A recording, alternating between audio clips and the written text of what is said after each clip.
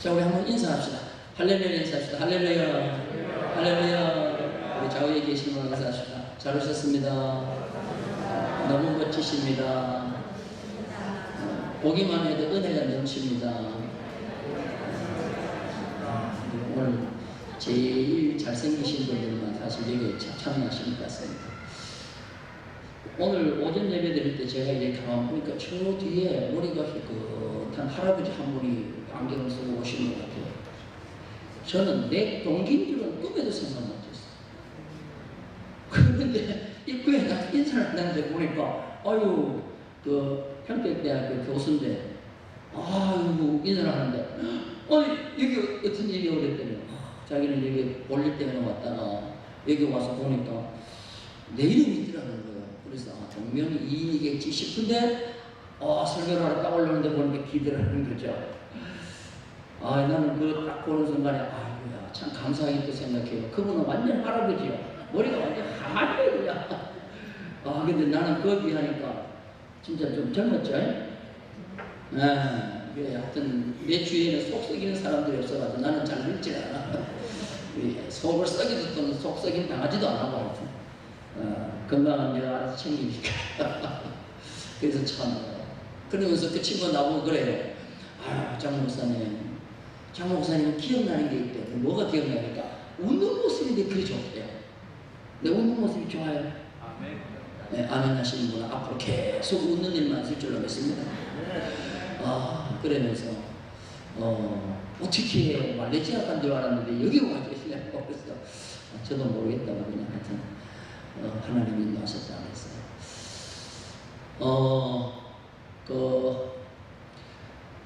여러분들 오전에 그 정직에 대해서 말씀을 드렸는데요. 그 친구가 그런 얘기를 해요. 나 정직에 대해서도 참 많이 생각했지만 내가 진짜 가슴을 치면서 오늘 아침에 정말 굉장히 흥분했다고 그렇게 얘기해요. 그 친구가 참 정직한 친구입니다. 내가 지난번에 한번 그런 말씀을 드린 거 기억나는데요. 우리가 총신대학 신대원에 입학시험을 치고 난 뒤에 이제 그 한 달 동안 히브리어 헬라어를 히브리어 2주, 헬라어 2주 예비 필수라 그래가지고 특강을 해요. 그걸 패스를 해야 입학이 되는 거예요. 입학 시험 쳤다고 되는 게 아니고. 왜냐? 일반 대학 출신들은 헬라어 히브리어를 모르고 오거든요. 그게 다 다시 와가지고 다시 한 달 동안 특강을 해가지고 점수가 패스가 돼야 돼요. 마지막 이제 한 달을 마치고 난 뒤에 시험을 치는데 교수들이 시험 문제를 쫙 나눠주더니 가버리는 거예요. 우리 여러분들 신학생들이죠. 목사님 되시려고 오셨죠. 하나님이 보시죠. 그렇게 이제 여러분들 시험에 나눠주고 우리는 갑니다. 여러분 자유롭게 시험 치고 간행고 안 할 줄로 믿습니다. 하고는 시험이 나눠주고 가는데 웬걸 가고 나니까 대부분 그냥 신학생들이 책을 펴기 시작하는데 진짜 놀랐어요. 시험을 치는데 책을 딱 볼 때 그 친구예요. 뻘떡 일어나더니 시험지가 확 찔러요. 당신들 지금 이게 뭐 하는 거냐고. 지금 여기 지금 당신 신학교 지금 목회자 되려고 하냐고. 이런 정신 가지고 무슨 목회를 하냐고. 나는 도저히 이렇게 학교 다닐 수 없다고. 그리고 시험 치고 나가버리는 거예요. 그 친구고 아주 대단한 친구입니다. 그래도 그 친구는 그래도 이제 시험을 쳐가지고 입학했는데 공부를 잘했어요. 서울에 그 서대문 옆에 그 연세대학교 옆에 가면 연희동이라고 있습니다. 연희동. 그 연희교회 거기서 부목사 했거든요. 제가 서울로 있을 때 같이 있었는데 거기는 하여튼 서울대학 출신들만 가서 목회하는 곳이었어요. 우리 교회 우리 학교 다닐 때 설교를 가르치는 목사님이 그 연희교회예요. 그 교회 부목사 하면서 아주 이 친구가 똑똑했는데 제가 오늘 가만 보니까 좀 어리어리해진 사람 같아요. 그래서 좀 아팠냐 그랬더니 3년 전인가 쓰러졌다는 거죠. 그래갖고 그냥 이제 좀 죽었다가 깨어났대요. 그래서 이 참 한 번 충격받으니까 저렇게 되는구나. 기억을 못해. 나를 막 헷갈리는 거예요. 다른 사람 막 헷갈려. 그래서 내가 오늘 밥 먹다가 정리를 한참 해주니까 그때서야 알더라고요. 하여튼 인생은 나그네 같습니다. 어디 가다 또 만나고 어디 가다 또 만나고 이렇게 되는데 여러분 좋은 인상들 남기는 그런 성도가 되어야 되겠다 그런 생각을 해봤습니다. 한번 따라서 합시다. 겉옷을 팔아 검을 사라. 참 중요한 말씀입니다. 겉옷을 팔아 검을 사라. 오늘 36절을 한번 여러분 자세히 한번 보세요. 36절 다 같이 한번 읽어보세요. 다 같이 읽겠습니다. 시작. 이르시되 이제는 전대에 있는 자는 가질 것이요 배낭도 그리하고 검 없는 자는 겉옷을 팔아 살지니라. 자, 이거 보세요. 이제는 이라는 말이 나오죠. 이제는 영어로 but now. 이제는 이거는 뭐냐면은 하나의 중요한 변환점을 갖다는 거예요. 전에는 이렇게 안 살아도 되지만 지금부터는 이렇게 살아야 된다는 거예요. 그럼 전에는 주님이 어떻게 말씀하셨는가 보세요. 자, 마태복음 10장 9절입니다. 마태복음 10장 9절 다 같이 읽겠습니다. 시작. 너희 전대에 금이나 은이나 동을 가지지 말라고 했죠. 가지지 말아야 돼요. 자, 10절 시작. 여행을 위하여 배낭이나 두벌옷이나 신이나 지팡이를 가지지 말라. 이는 일꾼이 자기의 먹을 것을 받는 것이 마땅합니다.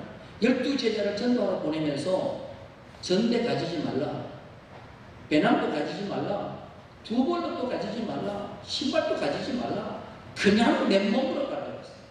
자, 12제자뿐만 아니라 70인 전도대를 보내면서 그 주님이 똑같은 말씀을 하셨습니다. 누가복음 10장을 보세요. 10장 4절 다 같이 읽겠습니다. 시작. 전대나 배낭이나 신발을 가지지 말며 길에서 아무에게도 무난하지 말며 그랬어요. 자, 전에는 가지지 말라고 했던 것을 이제는 가지라. 주님이 그렇게 말씀하고 있습니다. 그러면 왜 이렇게 주님이 말을 바꾸실까? 전에는 가지지 말라고 했던 것을 왜 지금은 가지라고 했을까? 중대한 왜 이렇게 생각의 변화, 삶의 변화를 주님은 왜 이렇게 요구하고 있을까 하는 것입니다. 자, 이 말씀을 하시기 전에 무엇이 있었는가 하면 최후의 만찬이 있었습니다. 이 최후의 만찬을 마치고 난 뒤에 주님은 겟세마네 동산으로 가시는 그 길목에서 주님은 이 말씀을 하신 거예요. 자, 최후의 만찬은 이제 주님이 십자가를 져야 될 때가 다가왔다는 거예요. 가룟 유다에게 팔려가지고 은삼십에 팔려서 이제 예수님의 몸이 넘겨져서 십자가에 돌아가실 때가 왔다는 거예요. 주님이 십자가에 달리고 돌아가시고 난 뒤에 제자들과 많은 기독교도들에게 큰 어려움과 위기가 온다는 거예요.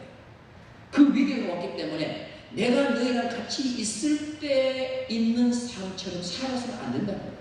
이제 내가 없어졌기 때문에 너희들에게 놀라운 삶의 변화가 와야 되는데 변화를 하는데 뭐냐? 전대 없는 자는 이제 전대를 가져라. 그 다음에 배낭이 없는 사람은 배낭을 가져라. 검이 없나? 그러면 겉옷을 팔아서라도 이제 검을 사야 된다. 이렇게 주님 말씀하십니다. 자, 그럼 전대를 한번 살펴보도록 하겠습니다. 왜 주님은 가지지 말라고 하니 전대를 가지라고 했을까? 여러분, 이 전대는 그 속에 뭐가 들어갑니까? 전대. 돈이 들어가죠. 오늘날로 말하면 지갑인 것입니다. 돈주머니예요. 제자들에게 왜 돈주머니를 가지고 있으라고 했을까요? 지금 제자들이 앞으로 무슨 일을 나가는데 무슨 일을 하는데 돈주머니를 가지고 있으라고 말합니까? 그들이 세상 사업을 하러 갑니까? 아닙니다. 복음을 전하고 땅끝까지 이르러 주님의 증인이 되는데 그 증인이 되어야 될 그들에게 성령의 능력을 받는 건 당연하고 성령의 능력을 받는 건 당연하고 부가적으로 반드시 가지고 있을 게 뭐냐 하면 뭐요? 전대를 가지고 있으라는 거예요.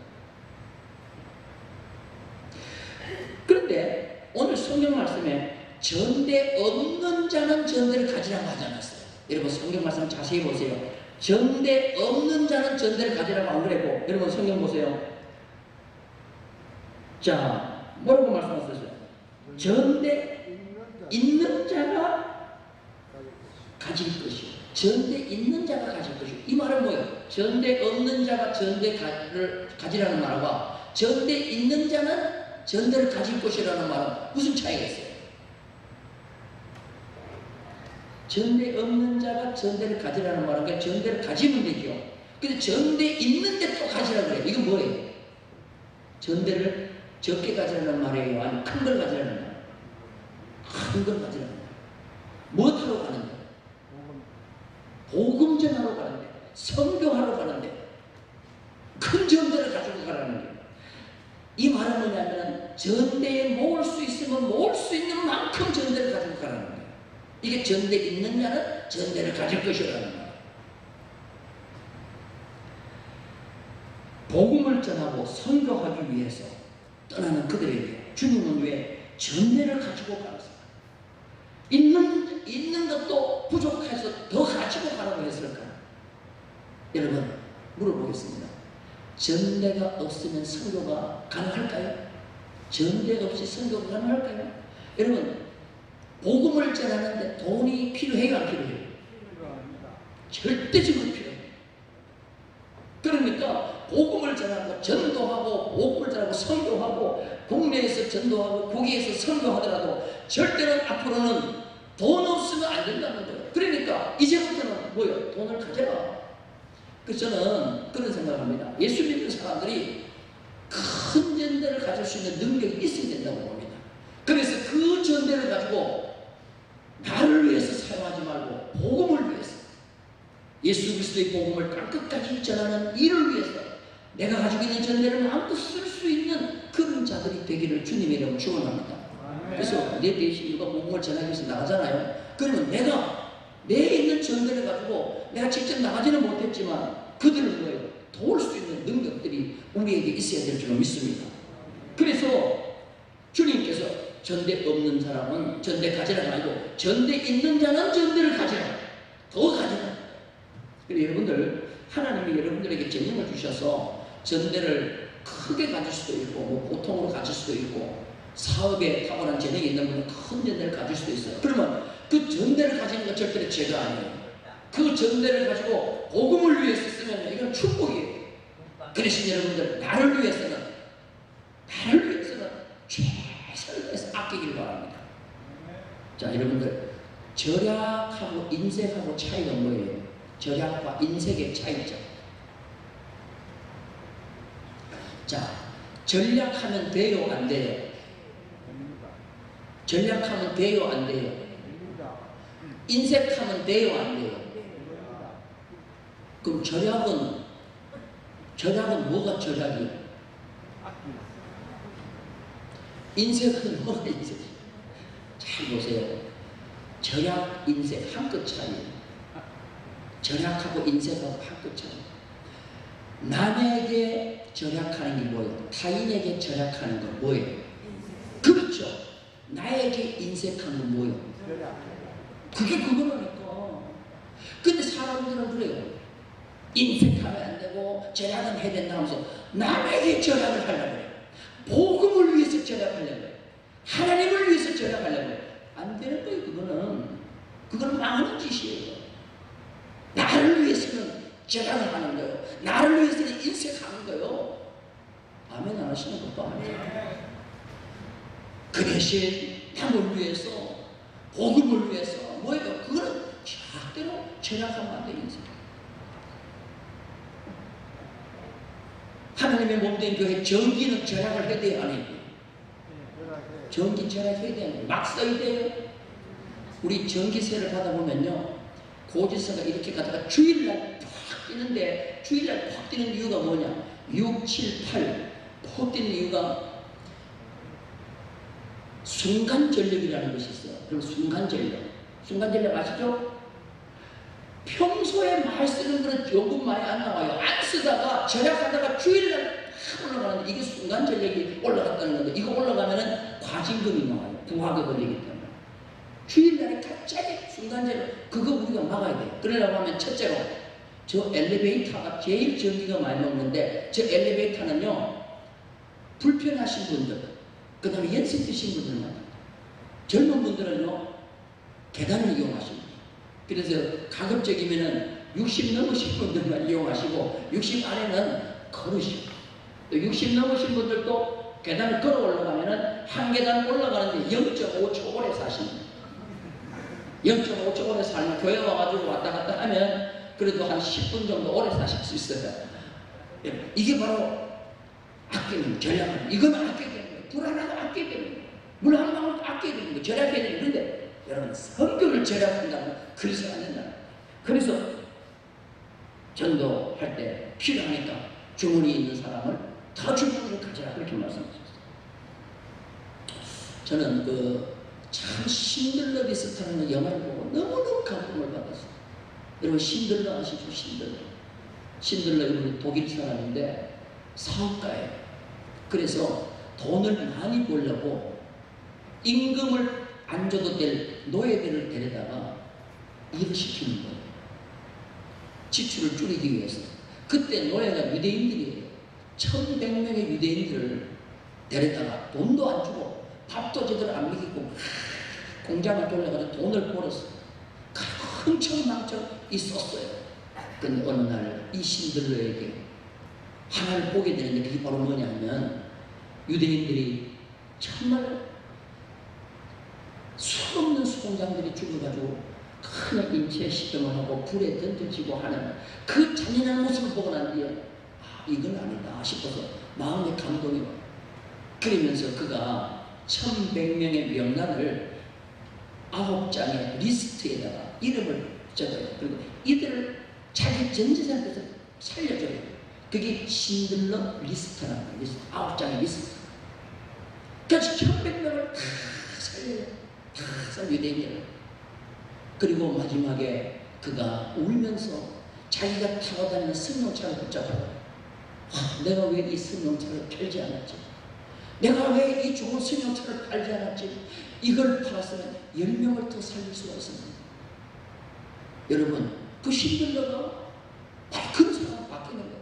남을 위해서는 내가 왜 이렇게 좋은 차를 타고 다니면서 10명을 죽여야 되냐 이거죠. 그리고 여기 있는 그 독일의 금 배지를 뽑으면서 내가 왜 이 배지를 팔지 않았어? 이게 있었으면 2명을 더 살릴 수 있었는데. 그래서 오는 거예요. 그렇게 뺏긴 부하들이 그런 얘기. 당신 지금까지 살린 것도 넉넉하게 많이 살렸다. 그래도 자기는 최후의 한 사람 내가 왜 살리지 못했나. 그래서 이 신들러 리스트가 방영이 될 때요. 방영이 될 때 독일의 히틀러에 반항하면서 유대인을 살린 거잖아요. 독일 사람이 제일 많이 그 영화를 봤어요. 개봉하는 날 독일에 완전 매진이 다 되어있어요. 여러분 독일 사람들이요 앞으로 세계를 끌고 갈 사람들. 그 사람들은 정말 신앙의 양생대로 살아가요. 신앙의 양생 살아가는 몸부림치죠.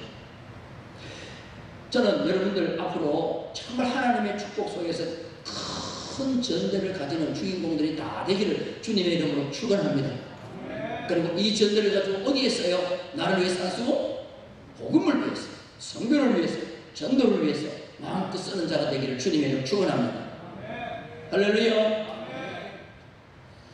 제가 선교위원장한테서 위원장 되시는 우리 재정 장로한테서 보고를 들었어요. 목사님, 왠지 모르게 요 근래 선교헌금이 너무 적게 들어와서 선교비를 지금 제대로 다 못 보내고 있습니다. 라는 그런 얘기를 들었어요. 나 깜짝 놀랐어요. 깜짝 놀랐어요. 여러분, 작정한 거 여러분 강력하게 여러분들이 내시길 바라겠습니다. 그게 바로 뭐냐면 오늘 하나님이 주신 이 전대를 가진 자는 전대를 가질 것이라는 이 말씀에 부합되는 말씀입니다. 믿으시면 아멘? 그래서요, 선교는 내가 어렵고 힘들더라도 약속한 것은요 꾸준하게 계속 하기를 바라고, 혹시라도 약속 못했으면 더 하셔서 선교의 넉넉함이 우리 교회에 있기를 주님의 이름으로 축원합니다. 두 번째는 배낭을 가져가서 배낭. 이 배낭은 여행할 때 필요한 거예요. 배낭은 집을 떠날 때 쓸 물건을 넣기 위해서 필요한 것입니다. 예수님의 초기에는 이 배낭 가지지 말라고 했어요. 어디든지 가면 너희에게 쓸 것을, 필요한 것을 다 공급해 줄 자가 있다고 그랬어요. 맨손으로 가라는 겁니다. 그런데 예수님이 십자가에 달려 돌아가시고 난 뒤로는 이제는 안 된다. 너희들이 배낭을 가지고 나그네 전도의 삶을 살아가는 것입니다.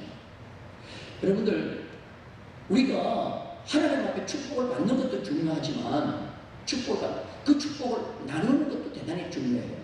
자, 이 힘을 보면요, 힘을 이제 지금 이렇게 돌리잖아요. 돌리면은 이 힘이 밖으로 나가려고 하는 그 힘이 있어요. 이 원에서 밖으로 나가는 힘, 이 힘을 뭐라 그러죠? 이걸 원심력이라고 해요. 원심력. 그런데 이것이 중앙을 향해서 오려고 하는 힘도 있어요. 무슨 힘이죠? 이걸 구심력이라고 해요. 구심력. 구심력과 원심력이 있어요. 구심력은 뭐냐 하면 하나님 앞에 자꾸만 축복을 달라고 하는 그런 정신이에요. 주세요, 주세요, 주세요. 받았으면 원심력도 있어야 돼. 베푸는, 나에게서 이걸 보내는 원심력도 있어야 돼. 근데 그걸 할 줄 모르면 하나님은 일회용으로 끝나거든요. 줬더니 자기만 위해서 쓴다. 하나님은 그분하고 더 이상 거래하기 싫어요. 그러니까 원심력도 우리가 자꾸만 가지고 있어야 되는 거예요. 구심성 축복만 가지고 있는 사람은 기복주의예요. 그런데 예수님은 부활하시고 난 뒤에 이제는 뭐라고 했냐면은 점점 사람들이 악해져가지고 이 자기만을 위해서 물질을 쓰지 이제는 베풀려고 하는 마음들이 구심력, 원심력 축복이 사라진다는 거예요. 그러니까 복음을 위해서 나가도 너희들 도와줄 자가 별로 없다는 거예요. 그러니까 너희들이 배낭을 준비해서 가라. 그렇게 말씀하고 있는 거예요. 사도행전 1장에 보면 부활하신 예수님이 승천 직전에 뭐라고 말씀하시냐. 우리 다 같이 한번 사도행전 1장 8절을 봅니다. 사도행전 8절 다 같이 읽겠습니다. 시작. 예루살렘과 온 유대와 사마리아 땅 끝까지는 내 증인이. 자, 받고 하나님께로 뭘 받고 뭘 받는다고 그랬죠? 성령을 받는다고 그랬죠. 이거는 하나님께로부터 받았기 때문에 구심성 축복이에요. 하나님 받았기 때문에. 그러면 이제는 나가야 돼요. 흩어져서 나가야 돼요. 이거는 원심력 축복이에요. 내가 이제 들고 나가야 되는 거예요. 하나님께 받았는데 나가지도 않았다. 그냥 자기만 가지고 있다. 이거는 복음이 전파될 수가 없는 거예요. 따라서 합시다. 하나님께 크게 받고 크게 나가자. 이게 바로 뭐냐면 하나님께서 원하시는 거예요. 그 다음에 세 번째가 뭐냐 하면 검을 가지라는데, 검은 겉옷을 팔아서 검을 사라고 그렇게 말씀하셨어요. 여기서 이 검은 전쟁에 사용되는 무기검이 아니에요. 이 무기검을 주님이 절대로 이걸 가지라고 그렇게 말씀하지 않았습니다. 그 뒤에 나오는 말씀을 보면은 참 제자들이 이런 이제 대답을 해요. 주님께서 겉옷, 검 없는 사람은 겉옷을 팔아서 검을 사라 그랬더니 38절에 제자들이 뭐라고 합니까? 주님 여기 검이 둘이 있습니다 하고 하니까 주님께서 뭐라고 그랬어요? 족하다 그랬죠. 족하다. 여러분들 진짜 세상 검이 필요하면 두 자리만 있으면 돼요. 세상 검 같으면, 전쟁에 필요한 검 같으면 두 자리만 있으면 돼요. 안 되지요. 수천 만자리가 있어야 돼요. 그러니까 두 자리 있다니까 족하다 이 말은 세상 검을 말하는 게 아니라는 거죠. 그러면 이 검은 무엇을 말할까 하는 것입니다. 에베소서 6장 17절 한번 보십시다. 에베소서 6장 17절 다 같이 읽겠습니다. 구원의 도구와 성령의 검 곧 하나님의 말씀입니다. 하나님의 말씀을 가져. 여러분 성도를 위해서는, 전도를 위해서는 전도도 필요하고 배낭도 필요한데 가장 중요한 건 뭐냐면 뭐예요? 말씀이다. 말씀. 말씀에 확신하고 말씀에 서고 말씀의 축복을 인정하고 말씀의 능력을 인정하는 그 무기를 가지고 나가는 자가 승리한다는 거예요. 믿으시면 아멘. 그래서 우리가 설교 시간, 성경 공부 시간, 하나님의 말씀을 가지고 우리가 공부하고 마음에 새기고 이 말씀을 들고 나가는 거예요. 그러면 이 말씀 앞에서는 세상에 그 어떤 사단의 권세도 다 무너질 줄로 믿습니다. 그래서 성교를 위해서는 반드시 그 전대와 배낭과 그 다음에 뭐요? 말씀의 검을 들고 나가라고 했어요.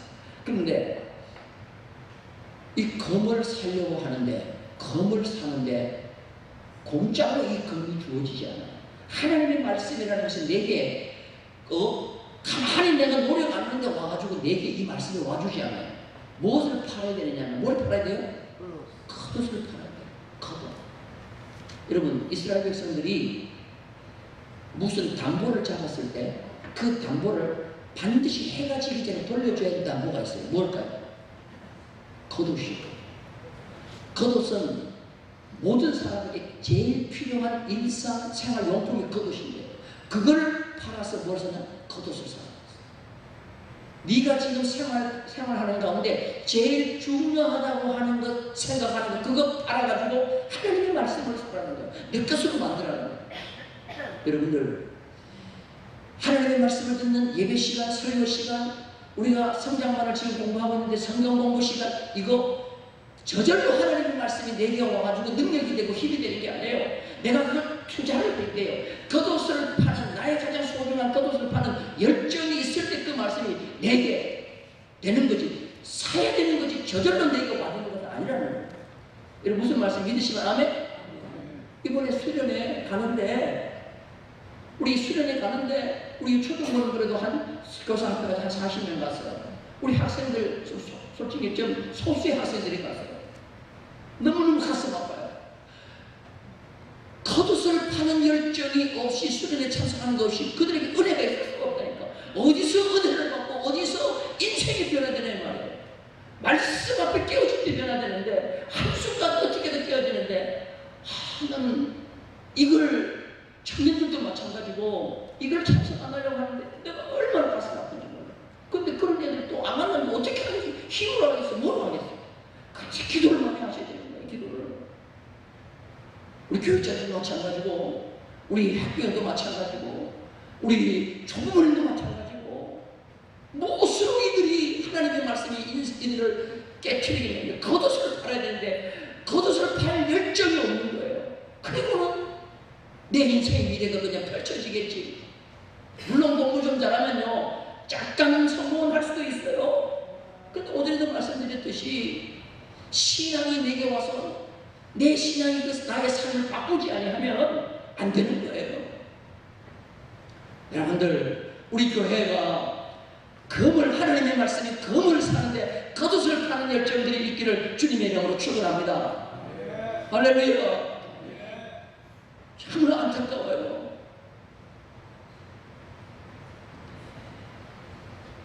앞으로 점점 세상은 어떤 세상이 되느냐. 자, 누가복음 22장 37절을 한번 봅니다. 다 같이 읽겠습니다. 시작. 내가 너희에게 말하노니 기록된 바 그는 불법자의 동료로 여김을 받았다 한 말이 내게 이루어져야 해요. 여러분, 예수님이 누구의 동료로 취급을 받았어요? 예수님이 누구로 여김을 받았어요? 불법자의 동료. 자, 물어볼게요. 예수님이 십자가에 달리실 때 누구랑 같이 달리셨어요? 강도 두 사람하고 달렸죠. 그럼 예수님이 누구처럼 취급받은 거예요? 불법의 동료인 누구요? 강도와 같이 취급받은 거예요. 앞으로 복음을 전하고 하나님의 일을 하고 전도를 하고 선교를 하는데, 그런 하나님의 일을 하는 사람들이 누구로 취급받느냐면 불법의 동료로 취급을 받는 때가 예수님이 십자가에 달려 돌아가셨는데 일어날 것이라는 거예요. 사도 바울이 왜 죽었어요? 강도짓에서 죽었어요? 아니에요. 복음 때문에 죽은 거예요. 예수님 12 사도가 왜 전부 순교해요? 죄를 지어서 그래요. 불법의 동료자가 아니에요. 복음을 위해서 일했는데 모든 세상 사람들이 불법의 동료로 인정한 거예요. 그런 시대가 오기 때문에 말씀을 사랑하는 거예요. 금을 써야지. 안 그러면 다 그 앞에서 다 신앙 다 팔아버린다는 거예요. 여러분, 우리가 지금 젊은 청년들이, 지금 학생들이 이제 기성세대가 됐습니다. 이들이 신앙생활 하게 된다고 하면 불법의 동료로 취급받기 쉬워요. 그때 말씀이 그들에게 없다고 하면 다 넘어가 버려요. 다 넘어가 버려요. 그걸 지킬 수 있는 것은 말씀밖에 없어요. 그러니까 겉옷을 팔아. 지금 가지고 있는 너의 가장 소중한 것 팔아. 너에게 더 소중한 것을 사는데 그게 바로 말씀이랍니다. 여러분 이해되면 아멘? 그러니까 한편의 설교가 인생을 바꾼다는 거예요. 한편의 설교가 인생을 바꿔요.